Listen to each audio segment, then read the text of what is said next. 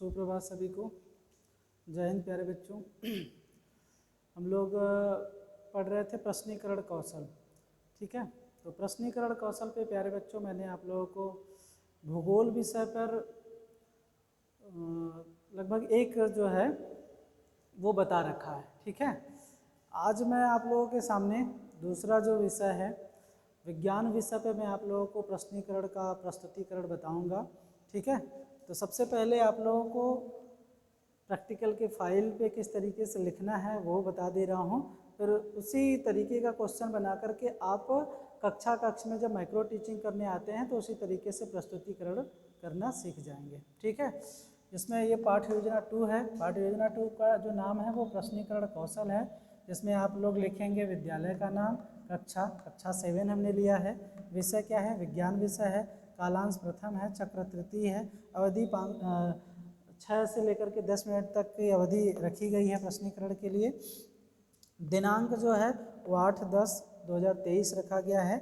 और यहाँ पर प्यारे बच्चों जैसा मैंने आप लोगों को पिछले क्लास में भी बताया था कि पाठ प्रस्तावना में यहाँ पर प्रकरण नहीं लिखा जाता है, जब प्रस्तुतिकरण आप कर लेते हैं तब लिखा जाता है बोर्ड पे। ठीक है, कॉपी में आप लिख देते हैं। तो यहाँ पर क्या किया जाता है, प्रश्नीकरण में यही अंतर होता है। यहाँ पर आप जब प्रस्तुतिकरण भी करते हैं ना तो यहाँ पे प्रकाश जैसे लिखा हुआ है प्रकरण, तो यहाँ पर प्रकरण आप नाम लिख देंगे। ठीक है, लिखने के पश्चात आप प्रकाश के बारे में आप कुछ चीज़ें बता सकते हैं, अवगत करा सकते हैं। उसके पश्चात आप कहीं ना कहीं प्रश्नीकरण करेंगे। ठीक है, तो अब लिखने के लिए आपने प्रकरण यहाँ पे लिख दिया नाम, फिर उसके पश्चात आप लिखेंगे, हेडिंग नोट कर लीजिए सब लोग, कि लिखेंगे आप लोग प्रश्नीकरण कौशल के घटक। ठीक है, 8-9 जो घटक है वो मैंने आप लोगों को बता रखा है, तो 8-9 घटक लिख लेंगे आप लोग। उसके पश्चात आप लोग सहायक सामग्री, जो टॉपिक आप पढ़ा रहे हैं उससे संबंधित सहायक सामग्री लेकर के आए होंगे। जैसे मान लीजिए मोबाइल का टार्च ही अगर आप बाहर के दिखाना चाहते हैं, या क्लासरूम में अगर कोई बल्ब है उसको ऑन करके दिखाना चाहते हैं, ठीक, तो ये पहले से ही आप प्लानिंग करके सहायक सामग्री भी ले आएंगे। या टॉर्च लेकर के आए हैं या लैंप लेकर के आए हैं तो उसको भी आप यहाँ पे सहायक सामग्री के रूप में लिखेंगे हेडिंग के अंतर्गत। उसके बाद पूर्व ज्ञान लिखा जाता है, नेक्स्ट हेडिंग। पूर्व ज्ञान में आप लोग लिखते हैं कि छात्र छात्राओं को प्रकाश के बारे में सामान्य जानकारी वो रखते हैं, ऐसा आप कॉपी में अपने मेंशन करेंगे। फिर उसके बाद पश्चात हेडिंग होता है प्रश्नीकरण कौशल का प्रस्तुतिकरण।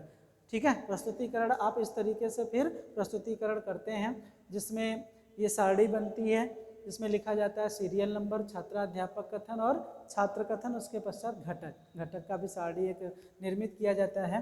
अब प्यारे बच्चों देखिए, प्रश्न बनाने के लिए बहुत सारी जो सावधानियां बता रखा है, विशेषताएं प्रश्नों की क्या होती हैं, उसी को ध्यान में रख करके आप यहाँ पे प्रश्न का निर्माण करेंगे। घटक को भी ध्यान में रख करके प्रश्न आप निर्मित करेंगे।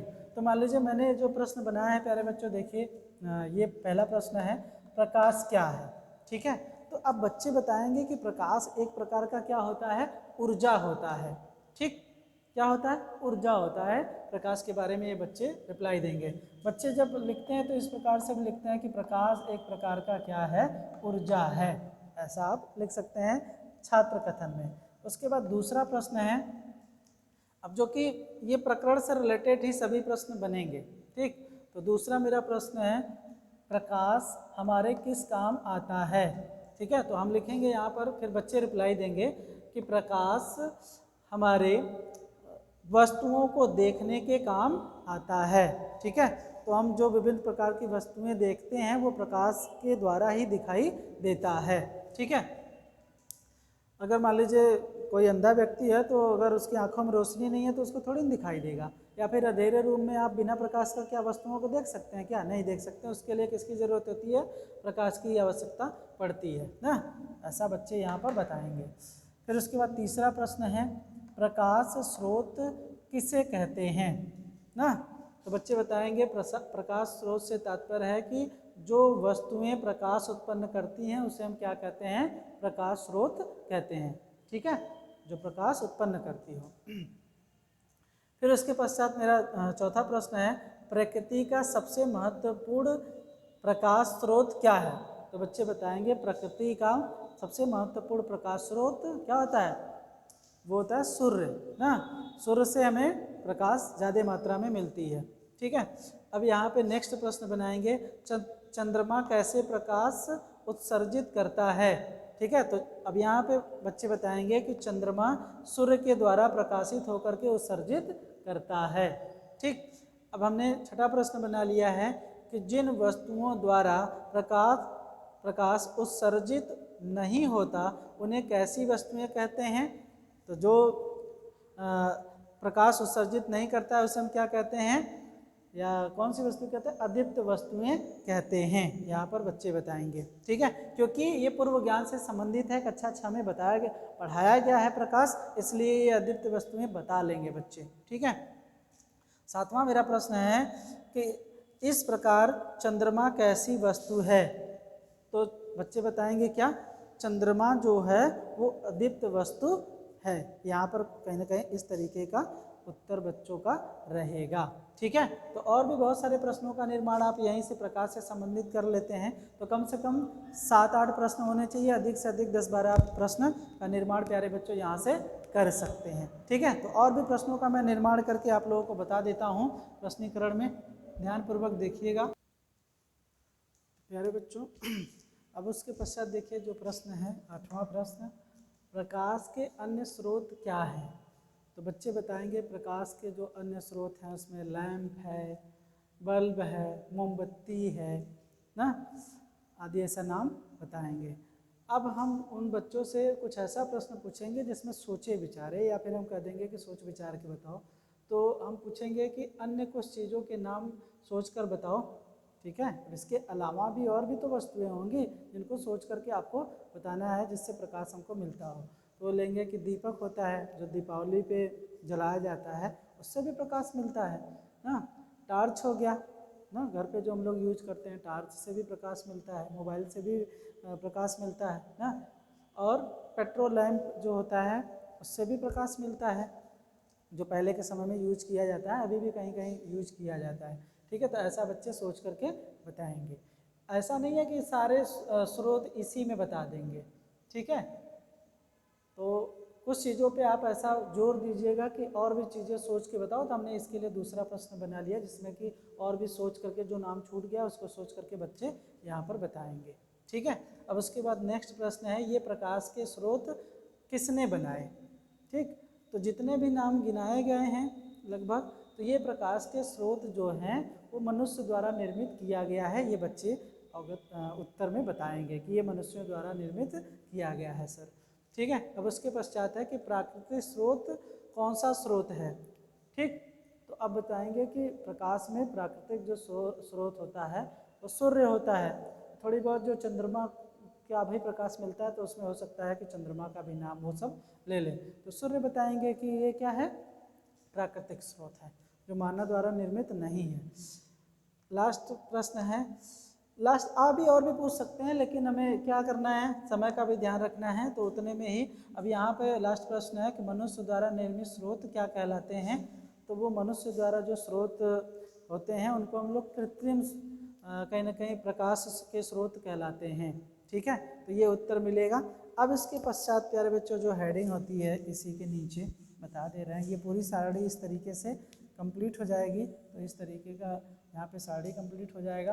फिर उसके पश्चात लिखा जाएगा, एक हेडिंग रहता है कि प्रश्नीकरण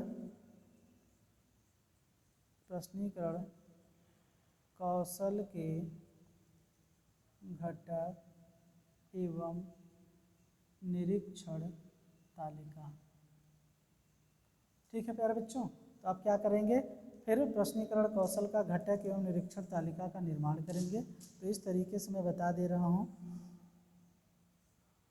ठीक, ये साड़ी छोटा सा बना रहे ताकि आप समझे। यहाँ पर क्या लिखेंगे, सीरियल नंबर लिखेंगे, यहाँ पे क्या लिखेंगे तो घटक लिखा जाएगा, और यहाँ पे क्या लिखा जाएगा, रेटिंग स्केल लिखा जाएगा।